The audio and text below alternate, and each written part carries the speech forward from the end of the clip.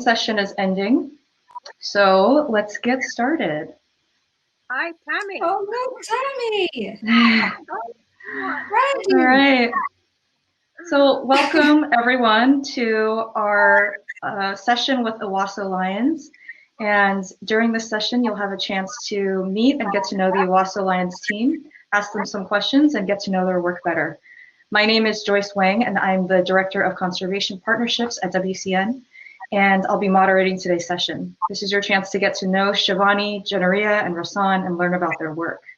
You'll be able to participate directly by joining us live on screen to ask questions if you like. You just need to click the request to join button at the top right in orange if you'd like to join us live on camera. You can also ask your question via the chat, and we will relay those questions to the Ewaso Lions team. We will try our best to get to as many questions as we can. We had more questions than we could answer in this morning's session, so if folks would like to stay on for a couple minutes into the break, we are happy to continue answering questions. One last tip is you can double click on Shivani or Resson's image to make their image larger. Otherwise, sit back and enjoy the conversation. So it's my pleasure to introduce Dr. Shivani Bhalla, a fourth generation Kenyan. She's a conservation biologist working to safeguard the future of Kenya's rapidly declining lion populations.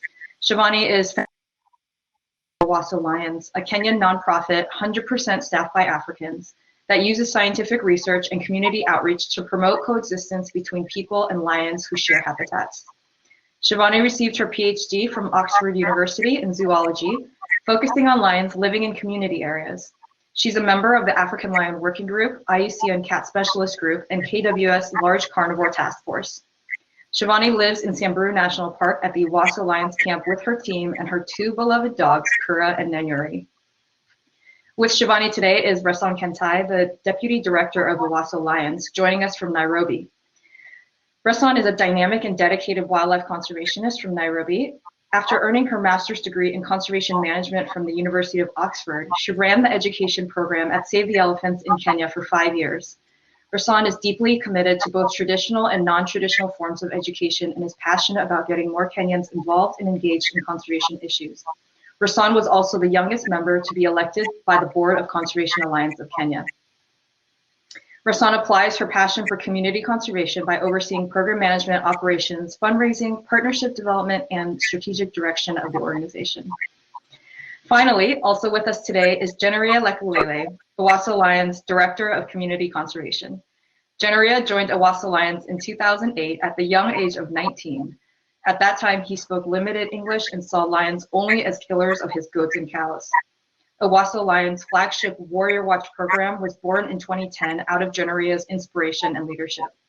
Over the last 12 years, Jeneria was promoted from a field scout to manager and today serves as Ewaso Lions Director of Community Conservation. Jeneria's vast knowledge about lion identification and his ability to diffuse human-lion conflict is essential to Ewaso Lions' mission to protect lions. Jeneria is the recipient of several awards, including National Geographic Emerging Explorer, Disney Conservation Hero, Houston Zoo Wildlife Warrior, and most recently, the recipient of the Paradise Foundation African Ranger Award. Jeneria was also a finalist for the 2019 Tusk Conservation Award, and his life's work was featured by National Geographic in 2017 and on Kenya's Citizen TV in 2019. So thank you, Rockstar All-Star team, Shivani, Resson, and Jeneria for joining us today. We are so honored to have you with us. I will give you a minute to say hello while I gather our first question from the audience. Wow. Hi, everyone. It's so nice to see you all popping up on our screen. You know, I'm here in Nairobi. We've been working from home for the past 6 weeks, and just seeing all the names of people that we know and so many new people is just giving us such hope. As you know, Ewaso Lions is an organization that is started by those two in the other box, Shivani and Jeneria, and they really wanted to ask the question, is coexistence between people and wildlife possible? And this is a really important question because there are less than 2,000 lions left in Kenya and only 20,000 in the wild in Africa. And we really have to figure out ways to make sure that people and wildlife can live together, because 70% in Kenya, 70% of all wildlife lives outside of national parks. And so over the past 13 years, I'm sure they can't believe it's been that long, we have engaged warriors and women and children, and now we're working through all sorts of new threats, infrastructure development, canine distemper, and now COVID-19, which the whole world is dealing with. And I think Shivani can talk a little bit more about that. Hi, everyone. In Samburu at the Ewaso Lions camp, and I'm actually currently in my tent. Jeneria has joined me. It's absolutely been raining nonstop for days, so we were very worried if this would even work, if our connections would last. About 2 hours ago, this whole tent was swaying back and forth, and it was leaking, and it was complete chaos. But thankfully, it's cleared up, and we are absolutely thrilled to be able to speak to you today and to see so many familiar names. It means so much to us that you guys have joined us today. So thank you so much. Life is obviously very, very different right now for us. We have adjusted to this new way of living and working. We're very actively working with the communities to try and help them with hygienic supplies and awareness about the virus. The community work that we do has stopped, but Jeneria is still out there with the lions and the warriors as well. They're working in a very safe way, and he's often out alone, just keeping sure that the lions are safe and conflict is down. So definitely the way we work has changed, but we're all healthy, we're all safe, and we hope all of you are as well. We think about you so much, we worry about you, and we just love hearing from you. So thank you for all your messages. You guys mean so much to us, and thank you for being there with us today. Thanks so much, Shiv. Super everyone. Hey, Thank you so much for joining us. It has been really great to be here today with you. I know it's quite far, but thank you to technology. This is amazing to me. It's shocking. But I just want to say thank you so much. I know I am not alone. I can't do conservation without you. I'm always going out, making sure that lions are safe, and I'm safe as well. I know that I have you on my back. So thank you so much for joining us today. Indeed, this entire donor community has your back, just like your team has the back of Lions in Samburu. Shivani, we have so many new people from around the world joining us today who are brand new to WCN and brand new to Ewaso Lions. Can you just take a few minutes to give us a quick overview of what you do? Sure. So Ewaso Lions' mission is very much about promoting coexistence between people and lions in northern Kenya. Our focus covers about an area of 4,000 square kilometers. So it's a pretty big area. We started very small in 2007, but we've now grown to a team of almost 60, a team of very passionate warriors who love conservation, they love lions, and they've made conservation a way of their life. Jeneria was the brainchild behind the Warrior Watch program, and last year was the first year we've not lost any lions to conflict as a result of him and his amazing team. Right, a couple of years after the Warrior Watch program, Mama Simba was formed, an amazing program run by Samburu women. This was their idea. They wanted to be involved in conservation. They wanted to be doing lions and doing lion work. And so that was the start of Mama Simba. And then our third very key community program is Lion Kids Camp, bringing wildlife to children in a much more positive way, because they often see the negative side of wildlife. So it's great to see children getting excited about wildlife. That's how I started. I was 8 years old when I saw my first cheetah here in Samburu, and I never ever forgot that moment, and that's why I do what I do today. So those are our main community programs. Of course, the threats and challenges that lions face are increasing and changing. Now we're dealing with infrastructure development and diseases that lions and other carnivores are facing. So we have new programs that we're implementing to address some of those threats. Kura's Pride, a project very close to my heart, named after my dog Kura. We're actually sitting on his bed right now because it's the driest place in our camp. Is looking to see how can we improve domestic dog welfare within communities? How can we stop disease transmission? And our infrastructure program, we're thrilled to work with the Grevi Zebra Trust on it. They're amazing partners and friends of ours. You'll hear from Belinda later on to see how can we ensure that wildlife needs and communities' needs are taken into account as large-scale infrastructure comes into northern Kenya. So all our community work is underpinned by some solid research and science that we do. And that's pretty much what Ewaso Lions is all about. A very strong team on the ground, saving lions and large carnivores and protecting this amazing landscape in northern Kenya. I wish it was daytime because I would open my tent and you would see how stunning it is outside. It's absolutely spectacular. Fantastic, Shiv. It's so easy to see why you're such an inspiration, and we're so lucky to have a force like you and Ewaso Lions on the ground. So we've got Lance and Grant joining us to say hello to you. So great to see you guys. Shiv, can you talk a little bit about the Kenyan census for lions? Did you play a part in that? And has there been any initial intelligence about the lion population in Kenya? Sure. So we were thrilled to partner with the Kenya Wildlife Service last year. They started a national large carnivore survey throughout the whole country, an amazing thing to do for Kenya. And we started our bit last August. We spent about 3 months doing it, but here's the guy who really was all about lions. He was out there every day for 3 months looking for lions, and boy, it was not easy. There was flooding, there was a disease outbreak, there was all sorts of things going on at the same time. But I think let Jeneria speak a little bit about what the survey was like for him and our team. And the results will come out this year, so they aren't out yet, but we can't wait. Yeah, thank you so much.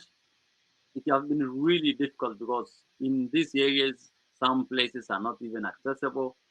But luckily, we partner with Kenya Wildlife Service, and you have to work out every place. Like it has to be uniform. So it was not very easy. My car was really like, the tires were torn out. He ruined our car, completely ruined the car. So, but it was worth it because we did amazing stuff out of it. So it was really good to see. And I wanted to know that how many lions are there within the whole of Samburu landscape. So it is something that we're looking into it and to get the whole results so that at least we know how many lions within our study area and outside our study area. Which are those areas that have potential as well. Some of the areas there might be no lions, but it's good to know which are the areas that have potential of lions covered. Thanks, Jeneria. Thanks so much, Lance, for the question. Good to see you and Grant. Deb, it's so great to see you. Welcome. Hi, Deb. Hi there. It's great seeing you guys. I had to watch just to see. We had to watch just to see you guys. You kidding me? How are the locusts? Are they still there? The locust, is Resson still around? I'm not sure if she's maybe she's gone from my. Oh, here she is. There's Kenny. Hi. We have a question about like the food chain. So the locusts are eating everything that the ungulates eat. So what are the lions eating? The cows. Go for it, Resson.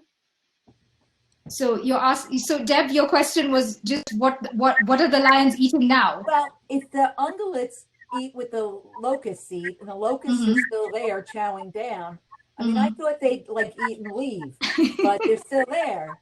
And so what are the lions eating? Or what are the ungulates eating? And are they still there? And if they're not, what are the lions doing? They are actually still there. Thankfully, the landscape so far has been big enough to accommodate both the locust and the ungulates. I think just yesterday, Shivani was doing a small video and we saw lots of elephants and kudu as she was out in the conservation area. So yes, there has been enough, and I think the rains are really helping us. The locusts don't fly very well in the rain, so they will not be able to aggregate the way that they normally do. And that basically means that will be a lot more hope for the ungulates, and then therefore hope for the lions. Thank you. I was worried about that. Thank you so much, Deb, for the question and for joining us. So I'd like to take a couple questions from the chat, and I've got a really good one here that says, "Hi, this is Barad. I am 5 years old. Are African lions endangered?" Wow, hi, so nice to hear from you. I think we might all answer this a little bit. Lions are classified as vulnerable in the red list for species, but in Kenya, they're classified as endangered. So we actually have less than 2,000 lions. That's the number we used to know of 10 years ago. So this year we'll get a more accurate number to see really where do they fall in their status. But they are in trouble across the African continent. Only about 20,000 lions left in Africa, about 2,000 less than 2,000 in Kenya. And they are in trouble. They're declining everywhere. Different parts of the continent has different issues. Southern Africa has the lion bone trade issues, and we're dealing with retaliatory killing and habitat loss, although habitat loss tends to be a problem across the continent. So wherever you are across Africa, lions are in trouble. But I think what's great is how much effort that there is out there to protect lions. There's so much amazing efforts of lion conservationists are putting to protect lions across Africa. So yes, they are in trouble. They are endangered in some countries. They're classified still as vulnerable, but the good news, there's lots of efforts to try and protect them because we have to protect them. If we lose the lions, we can't afford to. I mean, Resson can tell you, they are our symbol, right, Resson? Yep. They are on our coat of arms. They're just another part of who we are as Kenyans. And we can't afford to lose them. We can't afford to lose another one. And I think Jeneria will tell you that for our team, that is the hardest thing. It is absolutely the hardest thing for us to lose a lion. So we're doing everything we can to protect them. And for you who is 5 years old, we do hope that when you are 20 and 25, you will find lots and lots of lions in the landscapes of Africa. Thank you both. I have two more questions from the chat that are kind of related, so I'll relay them at the same time. Natasha Nemre asks, what is the historical relationship between lions and the Samburu? And Amy Bruce would like to know, how densely populated by humans is Samburu, and what is the general feeling towards coexisting with lions? Yeah, so thank you so much for the question. As my community called the Samburu, the pastoralists, yes, their life depends on their cattle. But yet, there is a lot of many important things to their lives, to their community about land. We can't predict rain without having land. So having no land within our homeland is like going blind. And also the ceremony. We use the lion skins for the ceremony. But luckily now the Kenya Wildlife Service we have worked together to see how we can stop that instead of someone going and kill lion every 15 years. And therefore we bring all the old skins from their stores and distribute that piece of skin that they want to each and every member of the community to stop that retaliation of killing of lions. So lions mean a lot to us, mean a lot to our community, even though that they kill our cattle, but they have a lot of strong belief on our culture as well. And just a question about coexistence. Lions and communities have lived together for generations. It's not something new. It's not something that we are trying to implement. The Samburu communities have always lived with lions. They've always lived with wildlife. And you've heard from Jeneria what that means for them. Not just lions, but wildlife in general. They have such traditional beliefs about wildlife. So what we try and do through all our work is continue to promote this coexistence.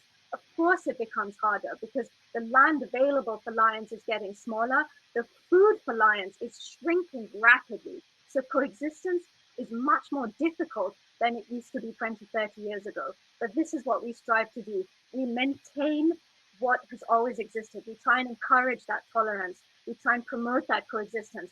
And what we do most importantly, we don't change the culture.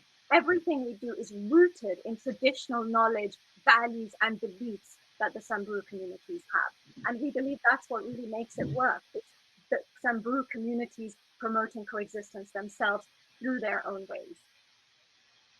Thanks, Shiv. Another related question from the chat, Shri Goswami would like to ask, some of the threats and challenges that lions face today have been present for many years and decades. How are the threats evolving, and what are some of the new threats that lions face currently? And a related question from Dan Zevin, is poisoning of lions still a major problem? Resson? Yes. So what are some of the new threats? I think actually in the past 6 months, we have been through several of the new threats. I think one of the biggest ones, which we would like not to actually view as a threat, but more an opportunity, is linear infrastructure and infrastructure development. We have roads and railways and all sorts of things that are coming across our landscape. And instead of us seeing them as this horrible threat, we know that the people within northern Kenya want to develop. We just want to make sure that they are able to develop while wildlife needs are considered. So that's going to be a very new and very present challenge with us for the next few years. Another threat is on wildlife diseases. So we've had some. I mean, rabies is something that affects many carnivores, and Ewaso Lions is not just about lions, it's about lions and other large carnivores. And we've, in the past few months, had a really horrible outbreak of canine distemper, and that has led us to start a whole new project, which is called Kura's Pride, which is trying to make sure that domestic dogs are better taken care of so that they don't spread these diseases to carnivores across the landscape. We lost 5 wild dogs last year, and it was very hard, but because of the rapid response of the community, of Ewaso Lions and all our partners ring fencing those areas to save the rest of the pack of wild dogs. And of course, there's going to be all sorts of new crises, and we try to take these threats as more an opportunity to do conservation differently. How can we have better leadership and better diversity to make sure that we make better decisions when these new threats and new challenges come? Thank you so much, Resson. So we've now got Nicole Rustad. Hi, Nicole. So great to see you. Thank you for joining us. Good to see all of you. Thank you so much for the work you're doing. It's great to see you. I'm really concerned about the types of tourism and how that might be impacting conservation efforts. Is there anything we can do from where we are in the world to help people out that might be struggling where we live so they don't end up poaching to survive? I'm sorry, I just missed Nicole's question. Some of it too. Joyce? So I believe Nicole was asking, just thanking you for your work, and then asking what can people do to help? I think we might all answer this, but this is a time we need people out in the field. This is not a time to, stop conservation, because more than ever, we need eyes and ears on the ground. Samburu is a place where there's a lot of tourism. There's a lot of tourist vehicles, there's extra eyes, there's rangers, and that keeps wildlife safe. And now all of a sudden, it's gone to nothing. There's no tourism vehicles, there's no tour guides. Our amazing friends, our tour guides who are in the park telling us about lions every day are not there anymore.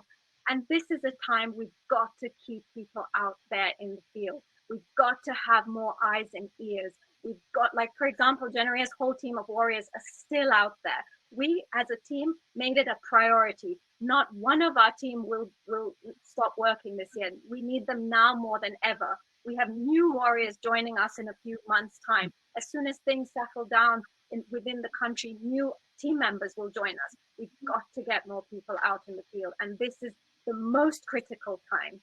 Resson, do you want to add anything to that? Yes, I just also want to say that I think it also makes our work extremely important, because for us, we may not rely as much on tourism, but we rely on the communities. And if we've built a good relationship with the community, it won't just be a question of having a ranger out there, having some guns and boots on the ground. It'll be about the pastoralists whose lives in many respects do continue. People are still out herding, people's cattle are still out there. They know that lions are important and they are part of their lives. I think this is a major thing that needs to keep going on. Our work of promoting coexistence with people on the ground needs to keep carrying on at this time, so that people can be our eyes and ears. Thank you. And I believe a second part of Nicole's question was also whether you are concerned with any upticks in poaching because of the collapse of tourism due to COVID-19. And we also had a related question in the chat from Hugh Trong saying, in general, how does illegal poaching impact your field operations? So the great thing for lions here is lions are not killed as a result of, through poaching. No one comes to kill lions for poaching reasons. Generally, lions are killed when lions attack communities' livestock. So that's why Jeneria and his team are so responsive and are very quick to act, that if a cow or a camel is killed by a lion, his team and Jeneria respond really quickly to ensure there's no retaliation. So that's generally how lions are killed here, not through poaching, but through retaliatory killing. But retaliatory killing has reduced so much within this landscape as a result of the work of the warriors. They're part of the community. They are there with their own warriors, encouraging them not to kill lions, protecting livestock so lions don't actually attack them. And that's really has been our focus.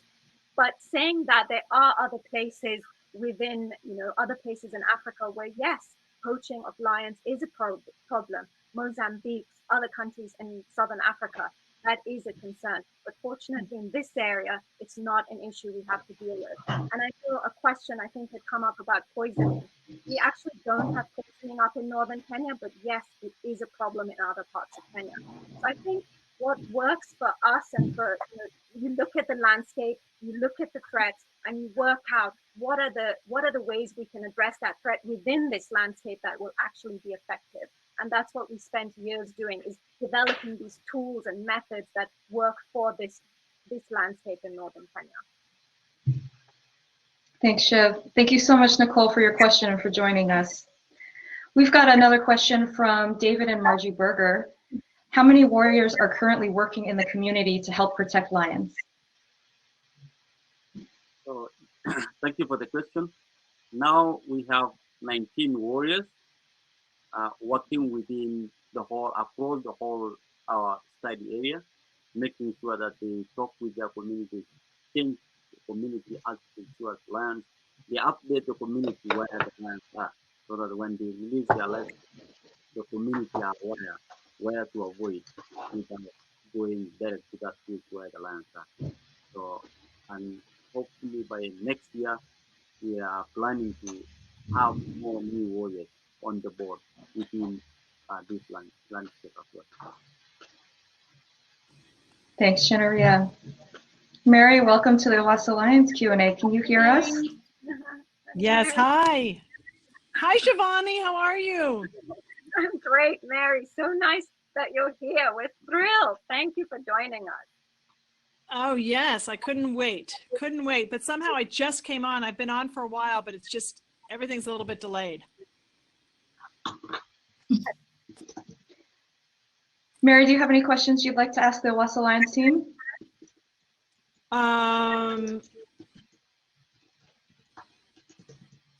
Not right in this moment. Let me think for a minute. Sorry, I just kind of clicked on and wasn't prepared to get in so quickly. But no, I just want to thank you guys. You're unbelievable. And I want to really emphasize, if anybody has the opportunity to read their annual report from last year, you will be absolutely overwhelmed by the work that they're doing. And it's really, really impressive.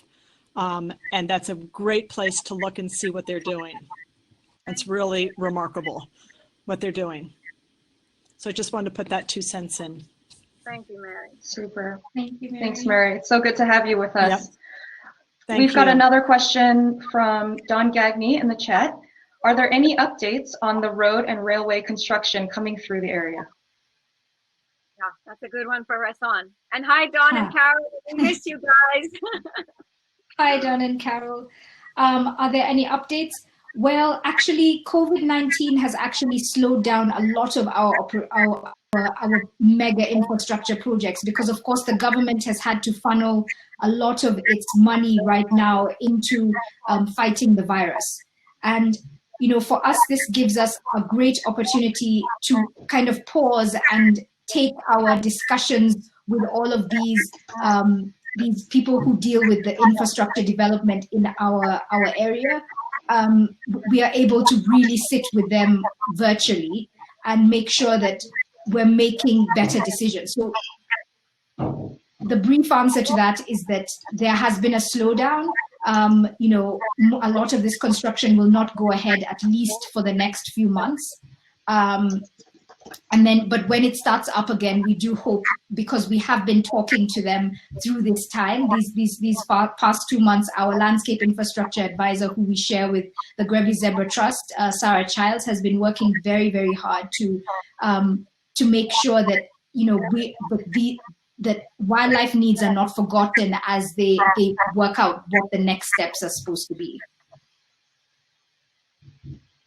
And also just to say that in February, we did have a really great conference, which brought together about 70 participants from 5 different countries to talk about this. And this was a conference that we organized in partnership with the African Conservation Center. And it really helped us solidify some of our important points about what wildlife needs in all of this infrastructure, not just in northern Kenya, but in Kenya as a whole, and in various countries in Africa. Thanks, Resson. We're actually at time, so I'm going to take one last question and let you all go and take a break. This last question is from Stephanie Butera. How do you work with impoverished communities and make conservation attractive when your work may clash with subsistence activities?